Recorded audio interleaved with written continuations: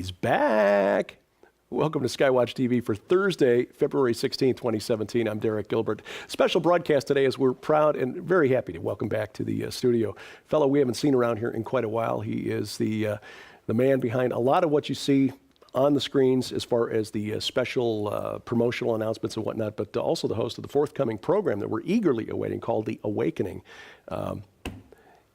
Well, going by many names, including the wild man of the Ozarks, but I think that's family life has kind of put the kibosh on that.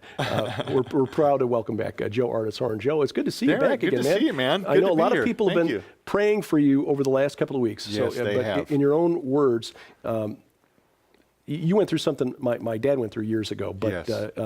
In similar fashion, and there's a long recovery period. But explain what it is you've been through and what kind of recovery you still have ahead. Started having some health challenges in 2009 and went in and had a colonoscopy done that revealed I had a disease called diverticulosis. Not uncommon. A lot of people have it. It's not terribly uncommon, and a lot of people that have that disease often never develop some of the chronic side effects. In other words, you could have a guy that lives 20 years and never even knows he's got the disease. Mm-hmm. I was one of the small percentile of people that will have, like your father, will have some chronic side effects. And basically, really quickly getting through it, what diverticulosis is it's a disease that attacks the colon, more specifically the large intestine. Mm-hmm. And it will create these little polyps that kind of protrude out from the tissue, and they become weak. And if they become infected, which is really problematic with this particular disease, they can burst, and you can end up in a situation very similar to if a person's appendix ruptures into their stomach wall, and it can be fatal. That's a really extreme situation. I mean, that's what happened to my dad. His ruptured, and it became almost fatal, and now they're doing a reactionary type surgery, where I had the advantage of kind of quasi having it scheduled. It did come in after a series of infections, but my situation, it was becoming more chronic. So over several years, the infections that were coming around were happening more frequently, and they were lasting longer. And what happens is eventually the infection becomes resistant to the antibiotics. Right. Yeah. And now you're in big trouble. Mm-hmm. And I found myself, we were going through Christmas this last year, and I've been dealing with this for years. And because I'm constantly dealing with a soft infection, my liver is working overtime. People that follow me online might have seen my weight fluctuate over the last few years. It's not because I gorge food and then I don't. It's because my body will go through seasons where the infection is at bay, and so I'm able to metabolize food better, and the stored fat starts getting burned like it should. But I've also grappled as a result of the diverticulosis with fatty liver tissue and liver fatigue.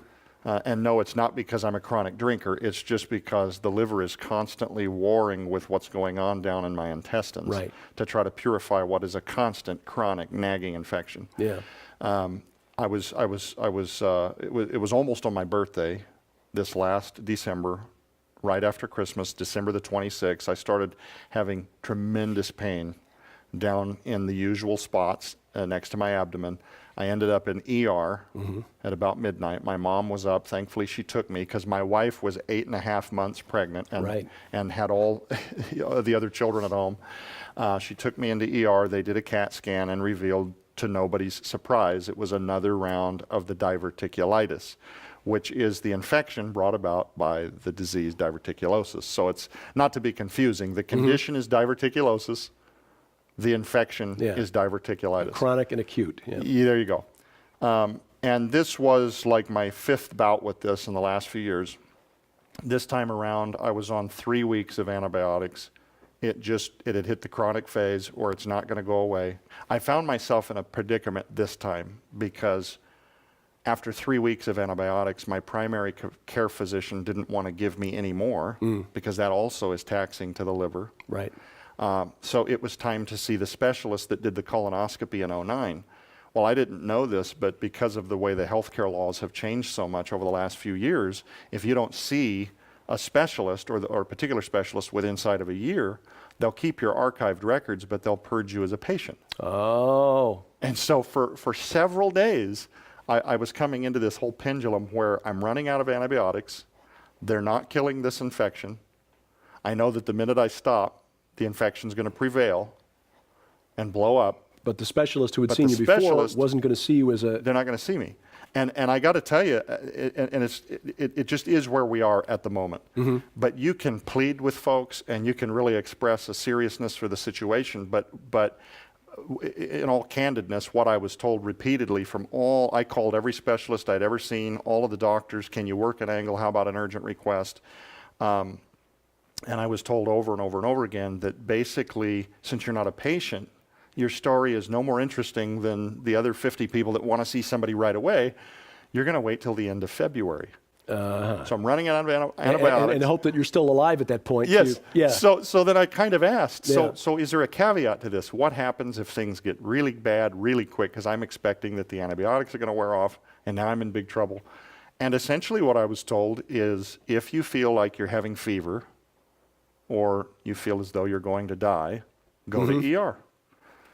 And at that point, and that was where I was getting. I was talking to my wife. I said, you know, it may turn out that before I can get somebody that knows how to help me with this to intervene and see me, I may end up back in ER with whoever's on staff. And now they're doing like your father, a reactionary, you know, Right. something has ruptured, something has gone terribly wrong, and now they're in there trying to clean the mess. But here is something amazing, and I'm going to tell on Casper McLeod. You know, our dear brother, yes. Casper McLeod. He specializes in healing ministries. He's just a tremendous brother. We love him so much at SkyWatch. He's one of those guys that you know that you don't have to ask him repeatedly for prayers. Yeah. You just know that he's got your back. He cares deeply. If it's been a couple of days, he's texting you again. And I had several people who I will not name lifting me up in prayer. And the reason I'm not going to name names is because there's a lot of folks, and I don't want to miss someone. Right. All of you were so important to me, and I've never leaned on the body of Christ like I did in the last few weeks. Very humbling experience. The surgery itself went pretty smoothly. I mean, they got you in so quickly. So after Casper's prayer, though, doors open for the surgery. It was really, I believe, God ordained, because I had knocked on every door that I could, every specialist, and basically, again, go to ER if you think you're going to die. I sent Casper a text. Casper, I really need prayer, man. This thing is getting away from me, and I've run out of options, or seemingly. And I'd kind of forgotten that I had sent him that text. I go to my chiropractor, totally not a specialist for this. And I'm just, he's a good believer. He's a man of God. He goes on missionary trips twice a year. He's just an awesome guy, great believer. And he says, hang on.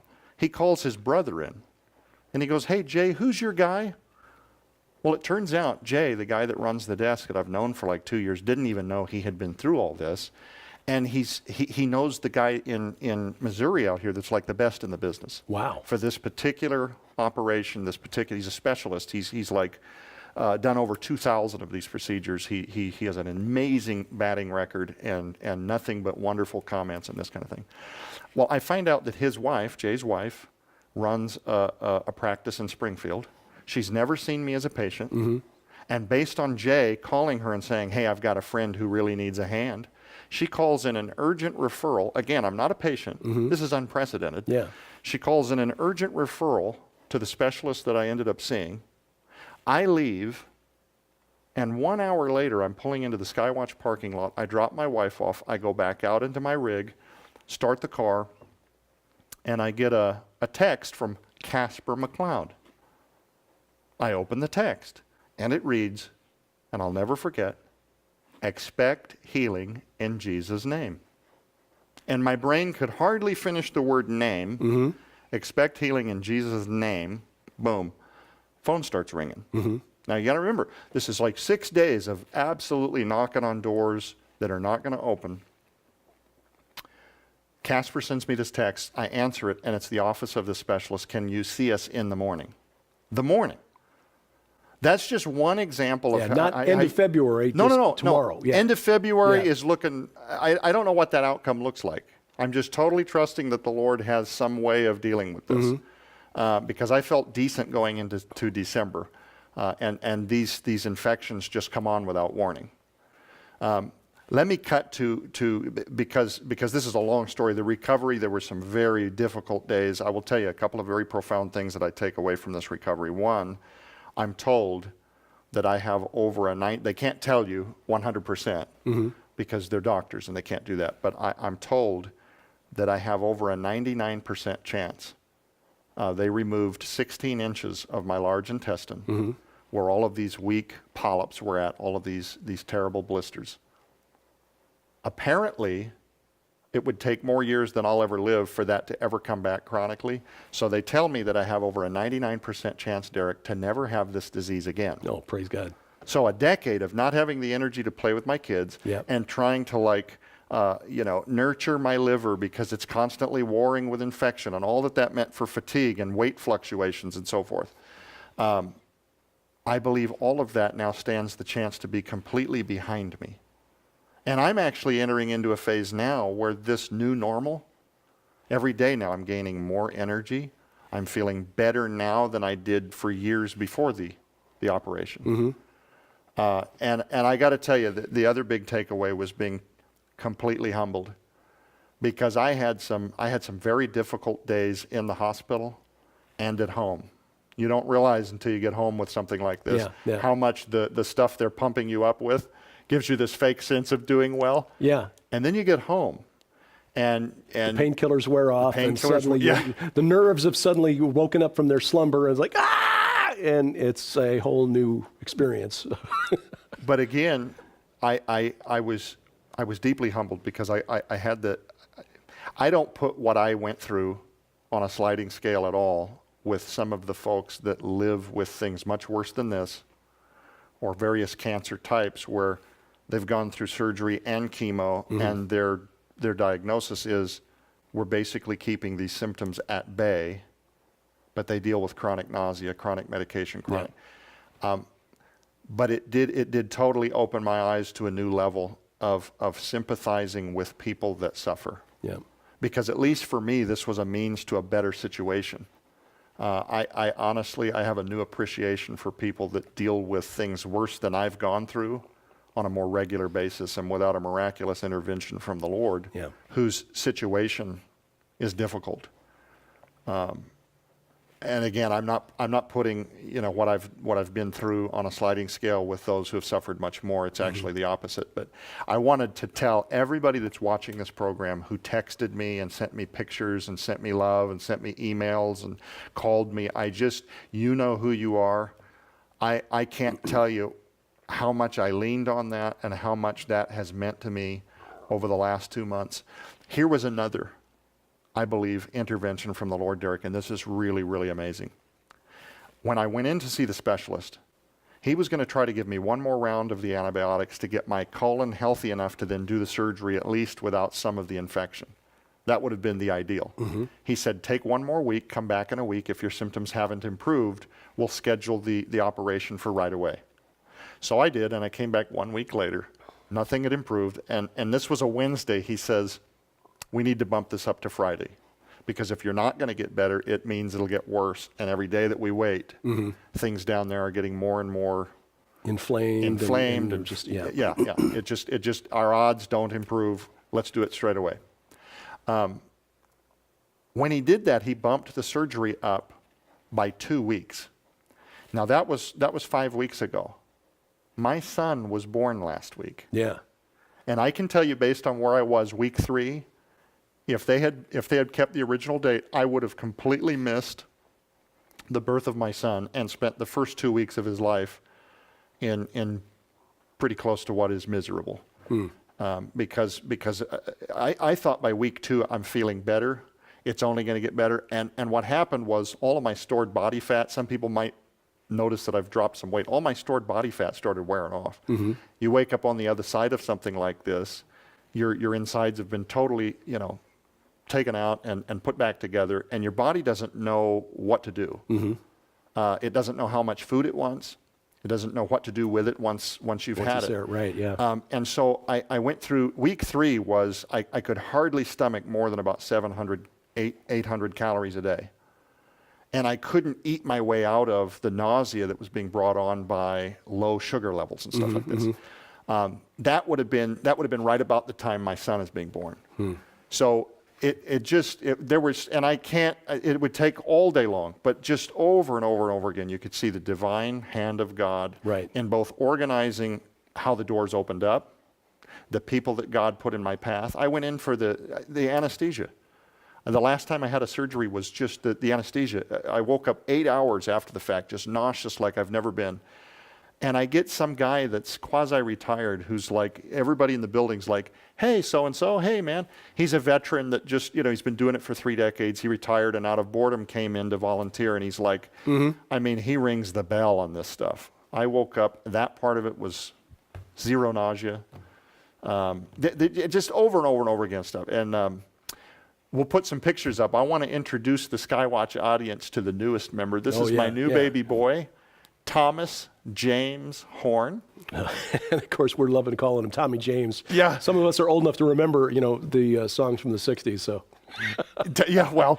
And of course, the older sister's got to agree to be the Shondells. Yes.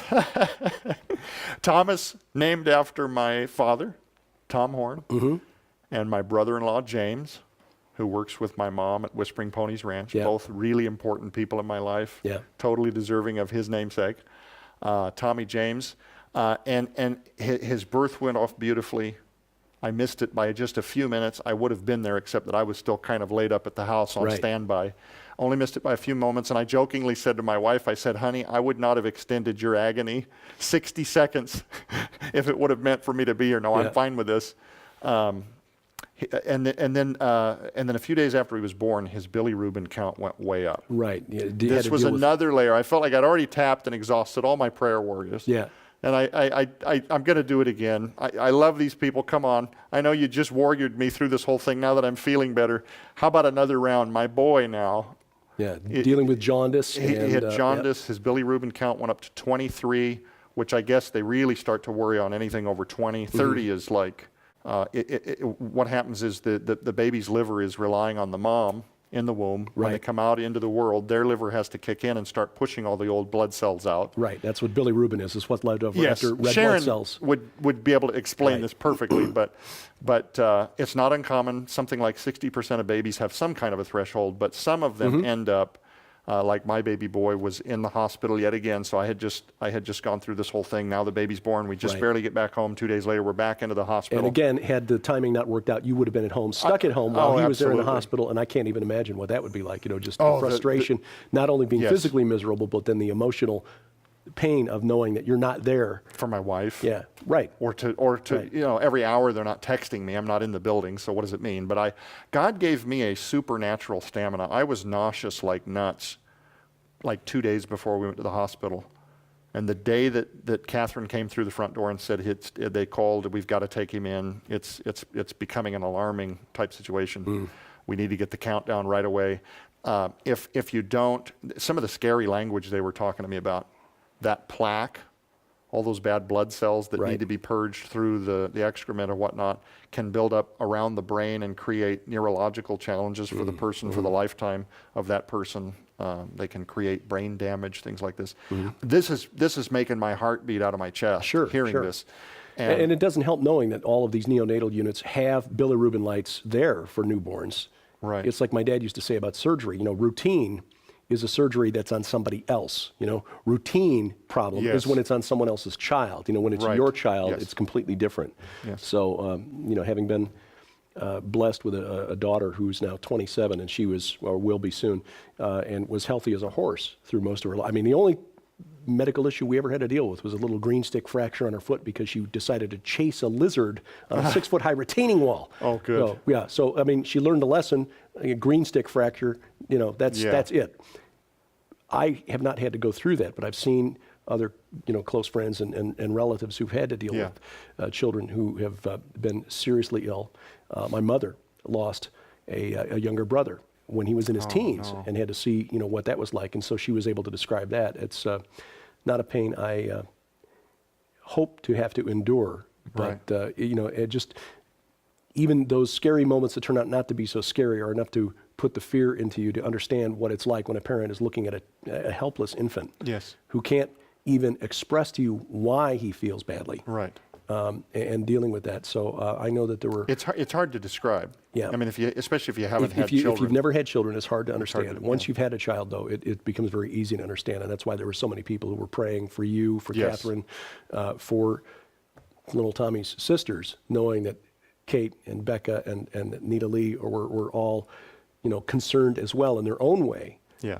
So no, it's no trouble whatsoever taking today's update to kind of share that, Sure. because I know if I had to guess, that was probably the worst part of the whole medical thing that you've been going through. Yeah, actually, when baby Thomas, when they started dropping language like that. Yeah. And by the way, for the viewers, all of the specialists that were looking at my boy, they were satisfied based on his lack of symptoms, that he never remained at a level high enough to create any of the neurological. They basically, again, they can't say, look, I guarantee that absolutely, but two of them basically looked at me and said, in 30 years of doing this, your son is fine. He was on the lights for 20 hours, something like that. He's off and then he's back on, but we were there for a good couple of days. And then apparently, even though there's still some in there, once he hits a certain number, in his case it was 14 and a half, they were satisfied that he could go home and that his liver would finish the job of getting rid of the old blood cells. But he looks good, he's alert, he's opening his eyes, he's beautiful, he's perfect. We are entirely blessed. And yes, when he got sick suddenly with that, it kind of distracted immediately from any of the woes I was having with, I don't feel good today, my nausea, man, the pain, today it's a better day, suddenly it was just wow. Yeah. Very sobering. Right. But anyway, I could talk about this for a long time, and there's a lot more to it, but I just wanted to thank all of the people that have been lifting this ministry and my family up in prayer. I've never leaned like I did the last few weeks on some very key people, and you know who you are. Yeah, and it's a reminder too to the rest of us that because it's so easy to set that aside. It's like, well, I could take a few moments now to pray. No, I'm busy. I'll get to that later, and to set it off and then set it aside and then never get back to it. Yes. A reminder of how important taking that time and allocating that time to pray for those in need every day, constantly. Yes. I mean, we need to be lifting each other up because this is a spiritual battlefield, and that is the covering fire we need for one another to keep the enemy at bay. So, no, Joe, just glad to see you back at work, man, and glad to see that little. Can't wait to see that little boy. Get Catherine and bring him in here. Well, you'll probably see him on this update in video form. And thank you for your prayers. Thank you for your support. We deeply appreciate it, and we thank you for watching as we keep watch. I'm Derek Gilbert, and this is SkyWatch TV. 12 global experts present what they believe you'll see before the year 2025 in the explosive new book, I Predict. And we here at SkyWatch TV want to help equip you to face future challenges. And that's why we're offering some invaluable materials absolutely free when you purchase I Predict from the SkyWatch TV store for a limited time. While supplies last, when you purchase I Predict from the SkyWatch TV store, you'll also receive absolutely free Survive the Coming Storm.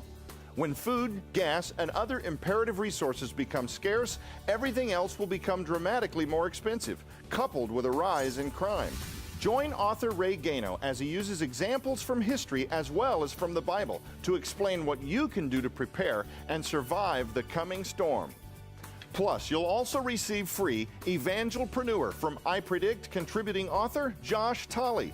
Evangelpreneur will teach you how to get your financial life to line up with your faith life, how to save your family and your church from financial ruin, and how to use sound financial planning to do God's work on earth. Altogether, this incredible offer holds a retail value of over $50, now for only $19.99 plus shipping and handling. So take advantage and equip yourself for future challenges with this incredible I Predict special offer available now at SkyWatchTVstore.com.